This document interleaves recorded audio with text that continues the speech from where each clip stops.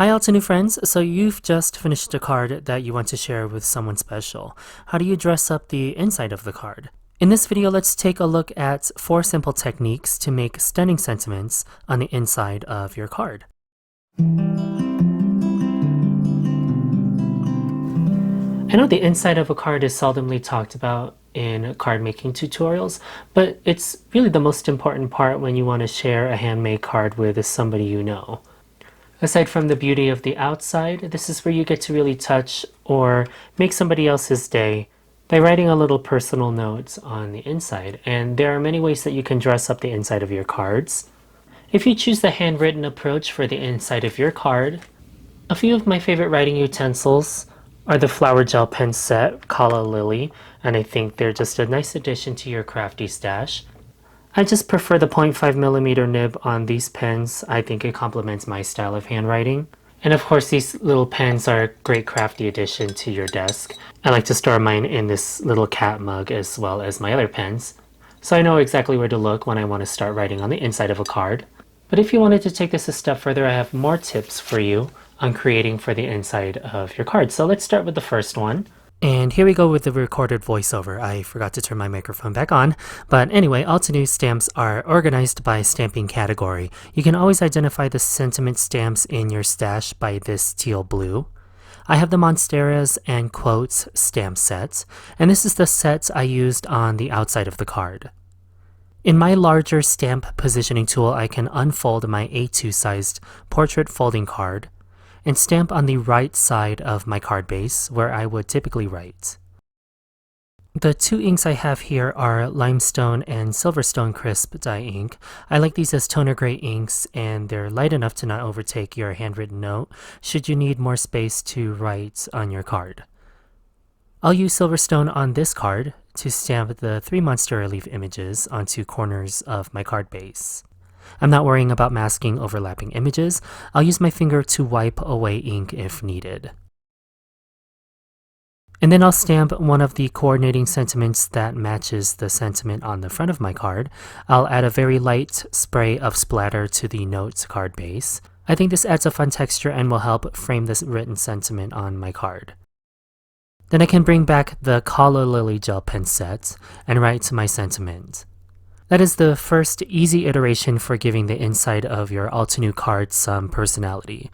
So my first tip is don't forget to compose and stamp simple arrangements inside your card before writing your added note.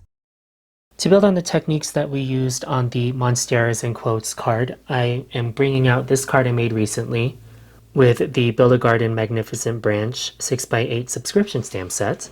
And I'm also going to match the outside of this card with the inside. Now, I already stamped the interior of this card with the lighter ink that I showed you earlier. That's Limestone Crisp dye ink. And I already stamped 2 of the main flower images on the bottom right and the top left portion of my card.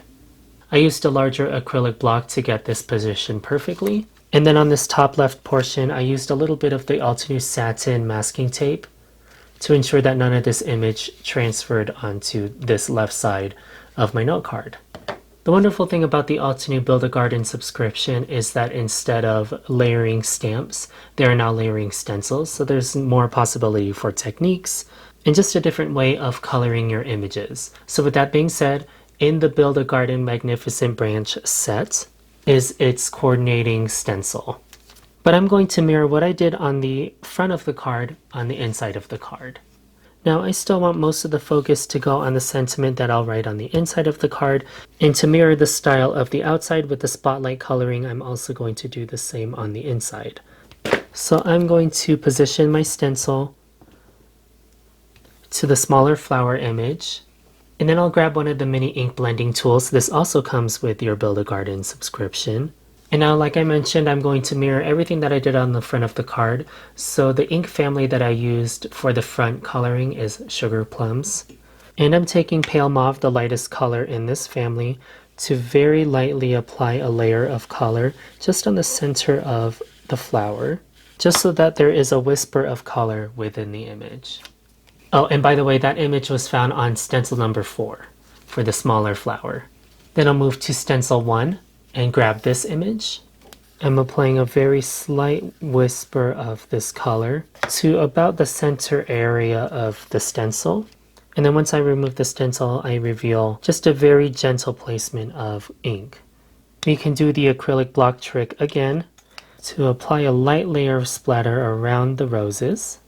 And this just adds a little bit of fun texture to the inside of the card. I really enjoy this larger sentiment for stamping on the inside. In the same Sugarplums family of inks, I'll take Amethyst. And I'm just going to create a spotlight sentiment next to the rose that I stamped earlier. And I stamped it in a place so that I still have ample area for writing a small little note. But now I have a clean and simple arrangement on the inside of my card that mirrors the style and coloring of the outside. So now this is ready again to write a nice little personal note on the inside should you build on the inside sentiment. And then this card will be ready to give to somebody that you care about. The last way to dress up the inside of your card requires a different crafty tool. So my platform is off to the side and ready to go. But before I bring this to the center, the card that I'm embellishing is this one. I made this using the Linear Life Tropical Garden bundles. And just like the previous cards, I'm sure you can tell that we're going to mimic the outside of this card on the inside. But there's a lot going on this outside card with the shine, so I'm not going to do too much on the inside. Now before doing this, I recommend taking your note card panel, whatever paper you use on the base. In my case, I use a 110-pound coverweight cardstock, and experiment with your plates that you need to use for your hot foil system. So in my case, I found that I got better results if I removed the thin shim and just use the spacer pad. This way my plate doesn't press too far into my base, but I still get the foil impression on my cardstock. I know I want a little spotlight area on the bottom right portion of my card. So I'm going to keep these plates together with a little bit of the satin tape. And I'm just doing a rough placement. I know I want it here, so I'm going to have to flip my note card over and gently lay down my plates. And now I know that in order to get the position right on my note card, I just have to roughly follow the thermal area of my hot foil plate system, so that when I remove my card, that foil is going to be on the bottom right portion. So now that my plates are on my platform, I'm going to set my timer. And while that's counting down, this is a really great way to use your scraps, if you have any. And I use this blush rose gold foil on the front of my card, so I'm going to use it again on the inside. So now that my hibiscus type images are hot, I will gently lay down my scrap piece of foil, silver side facing me. And then I'll follow that guideline that I mentioned earlier, just roughly placing the card following the gray area of the platform. And then I'm going to offset my spacer pad like this so that I'm not pressing on the card front that I just worked on. And then I can run this through my stamping platform.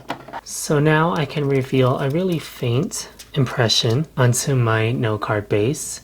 On the bottom right portion of my card, it still has a little bit of that deboss, but not enough to press through the back of my card.